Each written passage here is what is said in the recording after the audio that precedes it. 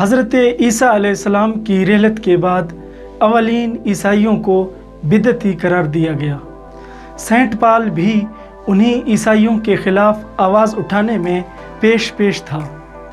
دمشق کی طرف سفر کے دوران حضرت عیسیٰ علیہ السلام ان سے خواب میں ہم کلام ہوا اور وہ عیسائیت کا پیروکار بن گیا۔ یہ ان کی زندگی میں ایک اہم موڑ تھا۔ جو شخص کبھی عیسائیت کا ایک سنگین حریف تھا، وہ اس مذہب کا ایک مؤثر حلیف بن گیا۔ میں ہوں محمد یعقوب۔ ہم آپ کو دکھا رہے ہیں تاریخ جانو کی سیریز دنیا کے 100 عظیم شخصیات کی قسط نمبر 6۔ سینٹ پال کا تذکرہ اس سیریز کے قسط نمبر 3 میں بھی ہو چکا ہے۔ تاہم عیسائیت میں حضرت عیسیٰ علیہ السلام کے بعد سینٹ پال کو ہی درجہ دوم دی جاتی ہے۔ سینٹ پال کو ساؤل کے نام سے بھی جانا جاتا ہے۔ وہ ترکی میں ٹارسس کے مقام پر پیدا ہوا۔ وہ ایک رومی شہری اور یہودی تھا۔ اپنی جوانی میں اس نے عبرانی سیکھی اور خیمہ سازی کی تربیت حاصل کی۔ وہ اپنی جوانی میں حصول علم کے لیے یروشلم گیا۔ کہا جاتا ہے کہ سینٹ پال اور حضرت عیسیٰ علیہ السلام دونوں بیک وقت یروشلم میں موجود تھے، لیکن وہ آپس میں کبھی نہیں ملی۔ سینٹ پال عیسائیت کے خلاف برسر پیکار تھا، لیکن جب اس نے خواب میں حضرت عیسیٰ علیہ السلام کو دیکھا تو وہ یکسر بدل گیا۔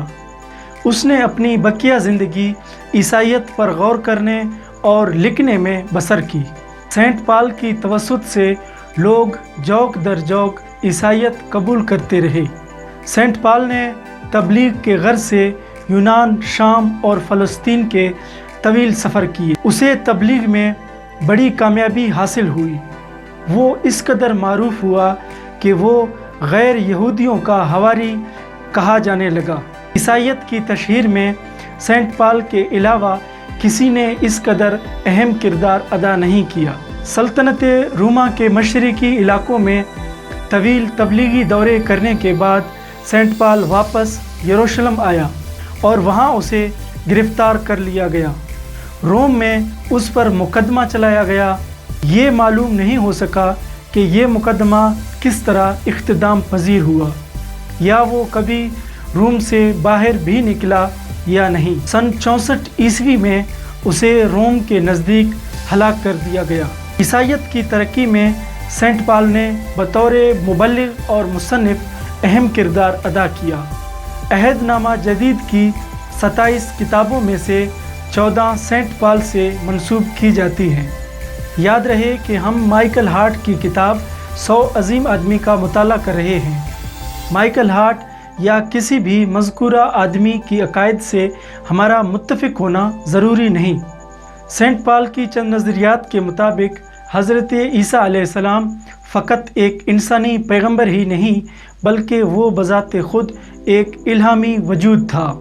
ہمارے گناہوں کی بخشش کے لیے یسوع نے اپنی جان ہار دی۔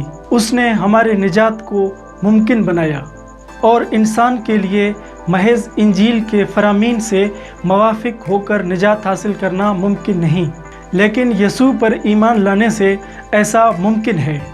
اگر کوئی یسوع پر ایمان لاتا ہے تو اس کے گناہ خود بخود دھل جائیں گے۔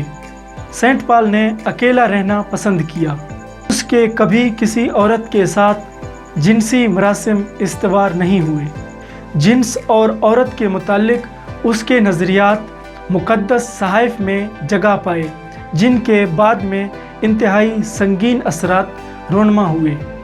اس موضوع پر سینٹ پال کا مقولہ یوں ہے کہ میں بن بیاہوں اور بیواؤں کو نصیحت کرتا ہوں کہ یہی ان کے لیے بہتر ہے کہ وہ میری طرح زندگی گزاریں، لیکن اگر وہ اس طور زندگی نہیں جی سکتے تو پھر وہ شادی کر لیں۔ عورت کے مقام و مرتبے کے متعلق سینٹ پال نے کہا، عورت کو اپنی تمام تر محکومی کے ساتھ خاموشی سے زندگی گزارنا چاہیے۔ میں عورت کو تعلیم دینے اور نہ ہی اس کو مرد پر اپنے اختیارات کے بے جا استعمال کی اجازت دوں گا، بلکہ اسے خاموش رہنا چاہیے تاہم حضرت عیسیٰ علیہ السلام کے ہاں ہمیں ایسا کوئی نقطۂ نظر دکھائی نہیں دیتا۔ اس سیریز کی دوسری دلچسپ قسط کاغذ کے موجد کے بارے میں ہے۔ دیکھنے کے لیے ہمارے چینل تاریخ جانو کو سبسکرائب کریں اور ساتھ ہی بیل آئیکن پریس کریں، اور اگر آپ کو ہماری یہ ویڈیو پسند آیا تو اسے لائک کریں۔